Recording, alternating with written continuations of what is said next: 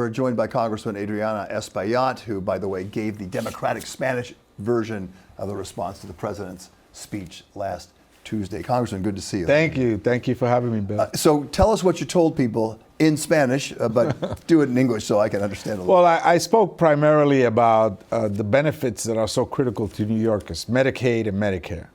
In my district, I have over 500,000 people that are Medicaid recipients and over 100,000 Medicare recipients. So out of the 780,000 people I represent, over 600,000 are in this public health insurance that's about to be gutted.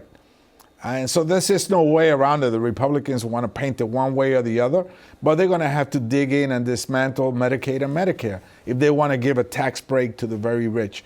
So I wanted the people in my district and across the country to understand that this is a matter of life and death, really. When you talk about somebody's health care, it's a matter of life and death. I didn't hear anything about that kind of health care in the speech, the more than 90-minute speech that the president gave.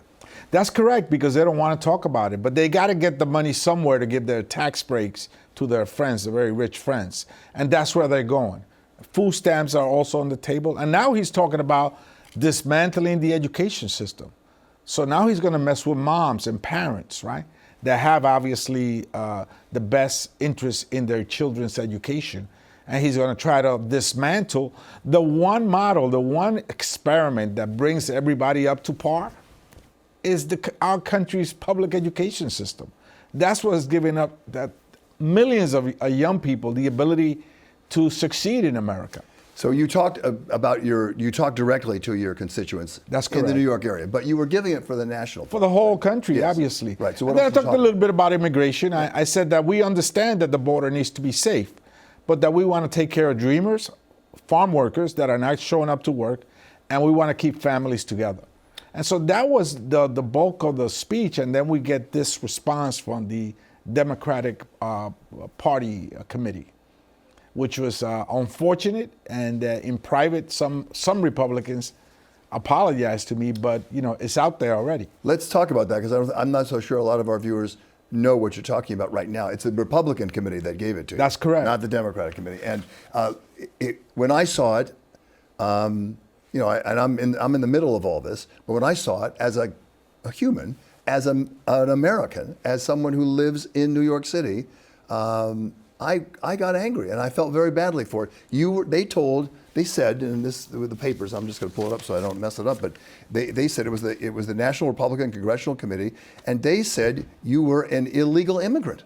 That's correct. And so the story, your life story is pretty great. Well, here I am. I'm a member of the New York State Assembly for 14 years, a member of the New York State Senate for 6, and now in Congress for 8 years. 28 years of public service, obviously a U.S. citizen for many decades, and the Republican committee calls me an illegal immigrant. And so over the top, they can't help themselves. And I think that the toxic environment that the president is promoting gives them the green light to act this way and say these things. I don't believe that every Republican in Congress believes that. No, I got calls from some individual members that felt embarrassed and wanted to share that with me. But it took them several days to take it down. They took it down on Friday. So it took them several days to take the message down, and it's already out there, and it speaks to who they are. Maybe they feel that if anybody doesn't look exactly like them, they're not a U.S. citizen. So your history, of course, is historic, right? You're the first congressman ever elected who was, in fact, once an undocumented worker. You came over with your family. You were 10 years old, and then a year later you got my green card, just like everybody else does. And then several years later, you became a citizen of this country. That's correct. And that's a great American story, right? That shows how people can lift their families up by working hard and using the paths established by law to become a green card holder, a U.S. citizen, and now a member of Congress. Over your shoulder is the Statue of Liberty. And I'm looking at you talk and looking at the Statue of Liberty and saying, this is what the country is supposed to be about. And that's not the way this speech, I think, was designed. Well, the president's speech was very divisive. He had an opportunity to maybe bring us a little closer together. And then the Republican Party doubles down on that and calls me an illegal immigrant. And so now they have to take it back, of course, but it's already out there. The damage is done. And some of my colleagues are really upset. They want a retraction, and a resolution has been and will be introduced in Congress. Before we talk about more politics and some of the issues that were talked about, that I want to talk to you about, you seem very calm, because you always seem calm like that. However, deep inside, no, I was upset. Yeah, I was teed off because no one should be treated that way. We should give all Americans the treatment that they deserve, the courtesy that they deserve. And America values that. That's part of our DNA. And so for someone in the Republican Party to tweet that and then sort of like brag about it is totally over the top and unacceptable. It should not happen to anybody. Okay. One more question about the speech that you gave a response to in Spanish.